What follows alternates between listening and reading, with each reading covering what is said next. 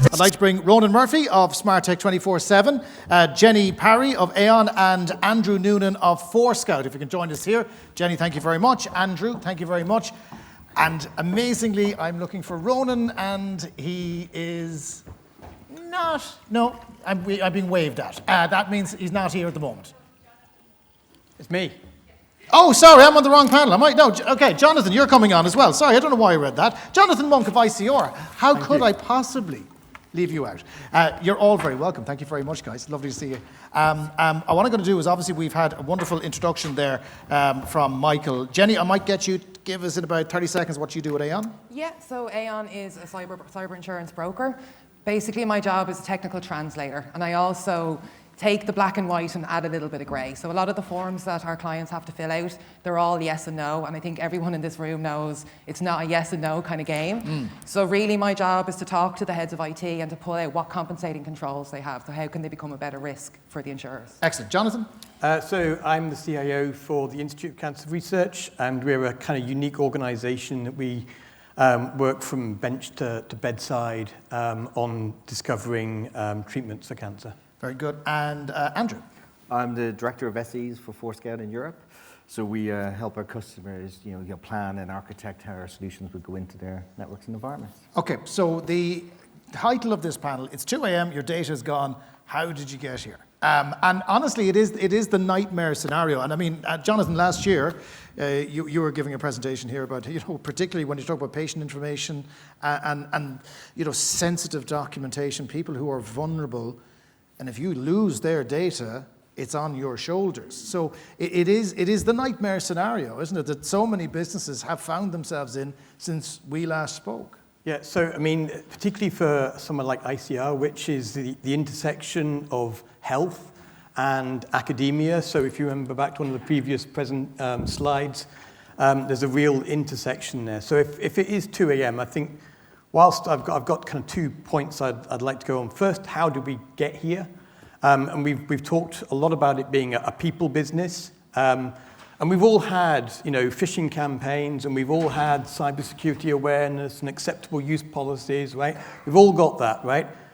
But still, almost 70% of employees, when asked, will admit that they have circumvented security controls, right? And I do wonder if there's another 20% that just won't admit to it, right? Yeah, well, at least 20%, yeah. So, and I know of one instance where an organization was compromised because an individual was in his bed at night and his phone kept pinging, and it was a multi-factor thing, and it kept pinging, and it kept pinging, and it kept pinging, and then he clicked yes, and guess what? It stopped pinging. Yeah. So he was very happy and he went to sleep. Meanwhile, his organization was eviscerated, right? So these things happen, right? So it has to be with the people. We have to start with the people. How can we make cyber both easy to use so that people find it easier to make the right choices rather than make the wrong choices? And it all comes back down to people at the end of the day. That's the common theme that's coming through. But when it comes to resilience, Jenni, what is the point of cyber resilience? I mean, if you're to try to explain it, to apply the grey, as you describe it, how do you do it? What are you telling people this is what we're talking about? So really, cyber resilience is about managing the impact, or managing the likelihood of the impact, right? So you have to take the stance that you've already been breached. So now you've been breached, what do you need to do to get your operations up and running? I think as well, data is very important. You have to take like a data-centric stance, right? So have you got data classification? Is it done? Have you done data value assessment? So you can use NIST 800-60 for this. It's okay, it's good, but it's very documented. So those are the kind of things that you need to look at. Again, backups, right? Are they offline? Are they encrypted? Are they immutable? Do you know that when the worst of the worst happens, like, are they clean backups, or are you now just uploading more malware into your systems? Do you know that kind of way? So these are the things you need to know. Also, have cyber insurance. Get the retainer there. So when it all happens, you literally have in your phone, you know exactly who to call, you know exactly who you need in the room. You can get that containment locked down, and they'll also help you then with the communications, right? So if it's customer data, you need to tell your customers, you need to tell your board. Can I just, taking a step back, and again, last night I was watching a TV show about MH370, the Malaysia Airlines plane that disappeared, and it was very interesting that I hadn't seen before, which was in the crisis room in Malaysia Airways, because they had absolutely no concept that something like this could happen. And it was interesting to watch that room in particular. And I was kind of sitting there going, if I was in that room, What would I do? You know, we have an immutable problem. The plane is gone. We don't know where it is. We had plans for other things. So that's the conundrum, isn't it? That you don't know what the problem is going to be until you're in that crisis. And it's about the systems you've set up to that point to make sure that they can respond. And I think the biggest pitfall there is relying on a plan that you haven't actually tested, right? It's all well and good writing a plan when everyone's calm and well slept. But when the heat is on, the gloves are off, you need to know that you can stand over that plan and it will work. And also, sometimes I see with my clients, they have a great plan and it has been tested, but it doesn't include ransomware. It doesn't include the key cyber risks that we really need to be prepared for. Because we're all going to get breached eventually. You just have to take that standpoint. Yeah. Andrew, when it comes to making sure that every step in the chain is fully trained and educated on best practice, how do you manage that? Because again, people are different and people have different levels of understanding. And you have to produce guidelines that are easy to follow. So how do you go about that to ensure that you are resilient? I think for people, times you take how everyone reacts to training and how everyone reacts to situations differently. You think you start getting awareness out there across an organisation, how they're going to work, kind of what the things are, and bring them in slowly and surely. I think trying to load on a lot of training and a lot of testing on people straight away doesn't help. You've got to step through the processes, make a nice, neat vignettes of information which is relevant to them, and then also that they understand why they're doing it. And there's a kind of a sequence of trust that they have to come back and say to you that I can tell you when something goes wrong and it doesn't work right. That when you do your testing, that didn't work. We need to do this because that won't work in that scenario. But there's training people in how to prevent a breach, okay? And that we talked endlessly about that. Do we train people enough on how to react if there is a breach? No, not at all. And again, it comes down to you have to run through those training programs of saying, let's do a test breach, how it works, how it's going to organize.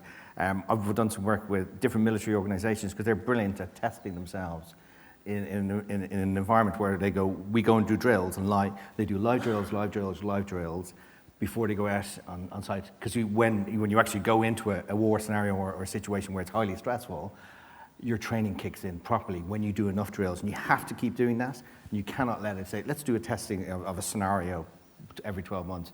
You've got to go and have some of those scenarios every so often, so people are aware of why they're doing it and how it's going to be good for them when it comes to a scenario that you do get breached and you are sitting there at 4 a.m. wondering what's going on. Michael, because nobody wants that call. That 2 a.m. call is what you don't want. I do training exercises every now and then with organizations where, for me, it's tremendous fun. We go and we blow things up, or we breach things, or we do all sorts of craziness. And it's funny and interesting to watch how a senior management team will respond to that, because you're waiting for them to respond in certain ways and you're waiting for them to do certain things.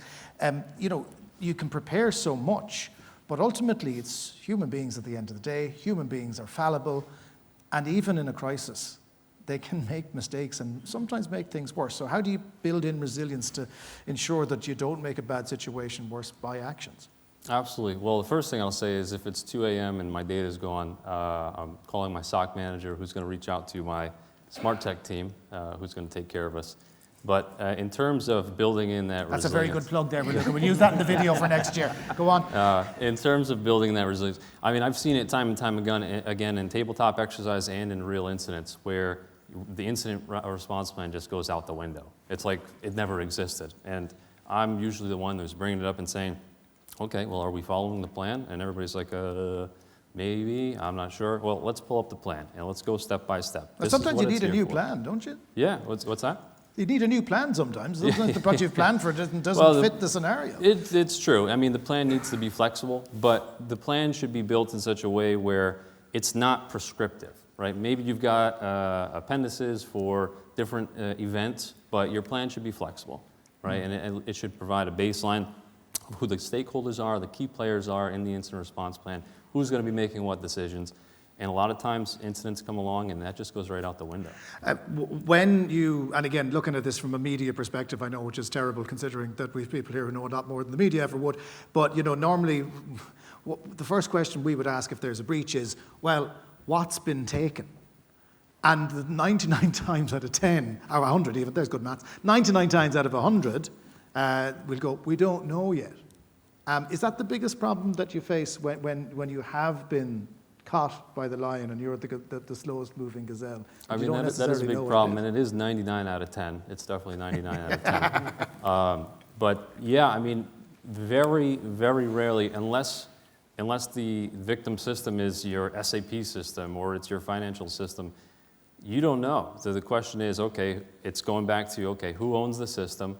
Where is it? What date is on it? And that's rarely ever documented. So yeah, it's kind of going back after the fact and finding out what's on it. You mentioned, Jonathan, the idea about the two-step notification and the phone pinging, and we all know how bloody annoying that is. There's one system that I have to log in every single time with three-step authentication, which drives me crazy. But it's there for a reason. Jenny, one of the things I want to talk to you about is secure access. Okay.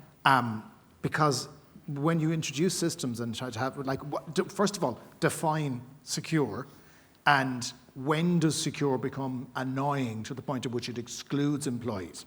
It's all about the balance, right? So talk about the access. We all know that the attack surfaces are growing, right? Between Internet of Things, bring your own devices, even physical security, all these kind of things. If you look back in the threat reports, hospitals are getting hit a lot, manufacturing's getting hit a lot, again, lots of OT environments. So I think you really need to lock down your access, especially privileged access. Do you know who has access to all your domain and bins? Are your service accounts locked down? Have you got auditing turned on? Do you know who's doing what and when they're doing it? I think as well, asset management. So if you don't know what you have, how can you protect it? And again, you have to take that growing attack surface into account there as well. I think there are a lot of things that need to be considered and locked down. You need to take a step back and kind of get above the weeds to kind of look as the whole picture comes together. And then again, if it's all well and good putting your access in, but if no one's actually monitoring the access, so are they doing periodic reviews? Can you stand over your application list and say... Or worse again, have the team found a way around it? That's it, yeah. It's the equivalent of years ago, will you clock me out there because I'm gone to the pub an hour early? Is there something that's happening that's allowing that to happen that allows the security system to fall down? Because again, it's down to people. Exactly. And I think MFA as well, I think we're kind of using MFA as a crutch a little bit. We think it's infallible. We think it's great. The hackers know this. And I was actually listening to a threat report the other day, and they're like, they're going to move their focus on that. Do you know that kind of way? I think the defenders have kind of got a little bit ahead, and the attackers now are going to come and they're going to hit us hard. So you've got your man-in-the-middle attacks, as just press the button, make it stop beeping at me.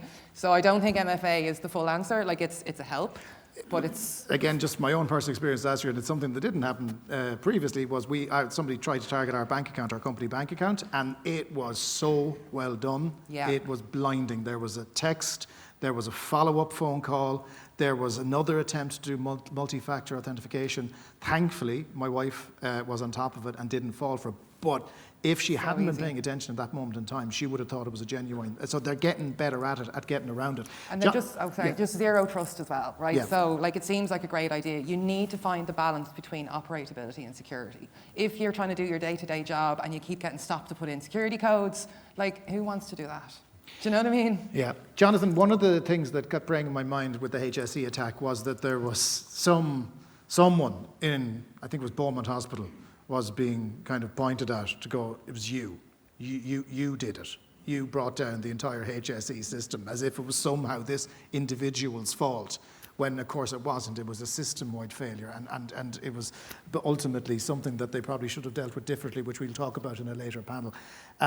It puts people under immense pressure, doesn't it? When something goes wrong, how do we prevent that pressure from becoming crushing? So I think it's, I think you make the really, really compelling state.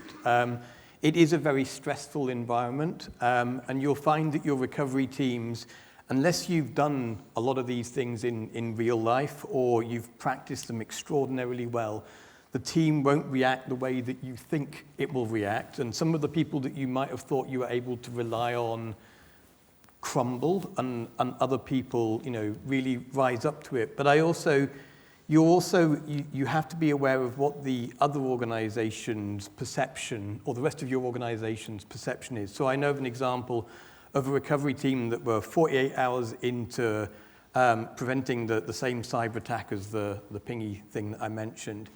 And that's a wonderful technical term, right? The pingy thing. The finance department rejected their claim for £48 of pizza, right, on the expenses, because they couldn't see the justification for it, right? That killed the morale in that recovery team right there, because someone in the rest of the organization has not realized the lived experience of what that team has gone through, and all they wanted was a bit of pizza, right? So it's not just the team, but it's also how the whole organization needs to be aware of what is going on, because even if we've done a really good job, right, and we've limited that blast radius down to a small thing, right, we've done the compartmentalization, the micro-segmentation, all of that's worked, right? The organization needs to have a good deal of awareness about what was happening and how close we came and what, how successful we were, apart from in that one small area. If you look at it in that context, Andrew, like you think of catastrophic failure in any business. So if you are a factory that goes up in flames, you don't have a factory anymore. If you are a business where there's a lot of risk of machinery, you have to make sure all of your staff are trained in health and safety so that they don't get caught in. Like, the idea of their jumper getting caught in something turning. And we put so much effort into health and safety. We put so much effort into making sure that the factory doesn't burn down. But because people still think it's teenagers sitting in a basement somewhere in Eastern Europe who might or might not get into your system, people don't address the same risk as they would about the burning factory, or the idea that you might, die as a result of getting caught in machinery. Why is that, first of all, and how do we change that? I think it comes down to the risk profile and not understanding when we look at all of the architectures and frameworks that are out there about risk profile. People, because it hasn't happened to them, they always think, oh, well, it hasn't happened, so therefore it's someone else's problem. I don't need to take it on board. There's a budget constraint. I mean, Michael said it earlier on, is budgets are a huge thing, and it goes down that level of a kind of budget constraint there. But organizations who do take it seriously, do bring it on board. Generally it happens after an event. They'll take it seriously and they'll bring it on board, and they'll build up and say, right, we need to have technology stacks in place that can recognize what our risk is out there, what the assets we have, what would go wrong when all these assets either blow up or they go offline, or for whatever reason they may go. To understand what that, and how those come together, and once you get to that point, they go, oh, okay, if that goes, loss of revenue here, potentially loss of life if it's healthcare, or a loss of business reputation, which is more than anything else. If you get to the banking and financial industry, reputation is everything. Money is kind of irrelevant in that scenario. So you have to see what the risks are and build up towards how you're going to do it. And technology is a big enabler in doing that, is showing them what their assets are, showing them what the risks are, showing the criticality of what those risks of the assets and what they can do. Just to finish up with this panel, if we can, about 30 seconds each. If you get to that 2 a.m. moment, what's the most important thing you do to build resilience into your system, Michael? To build resilience into that system, well, honestly, I'm going to take a step back before 2 a.m. because I think the first step towards recovery is admitting you've got a problem. I think too many companies out there aren't admitting they have a problem, and therefore you've got old systems on the network, unpatched systems, until the business comes along and you have to explain it to them, like, this is the risk. Until they acknowledge, oh yeah, we do have a problem, we need to actually come up with a plan, then you can start to talk about how to add resilience into your system. Okay, lovely. Jenni? I think if you fail to prepare, you're preparing to fail. Roy Keane said that. I know, right? Proud Cork man, yeah. But it is very, very true. If you don't have the right plans in, if you don't have that accountability piece, maybe if you've done a couple of tabletop exercises, you can run people through the steps. You need to know what's happening. And in an event like that, people will not be thinking clearly, especially not at 2 a.m. Yeah. Jonathan, any footballing quotes or straight in? No, we'll just stick with practice, right? Practice, practice, practice, and don't just practice in a tabletop, because everyone has a bias to optimism, right, in these things. Oh, yeah, we'll do a restore, right? Okay, that's all fine, yeah. How long does that take? Oh, it takes 2 hours. Perfect. Good, right, okay, it's 2 hours later. Yep, everything's restored. Perfect. Yeah.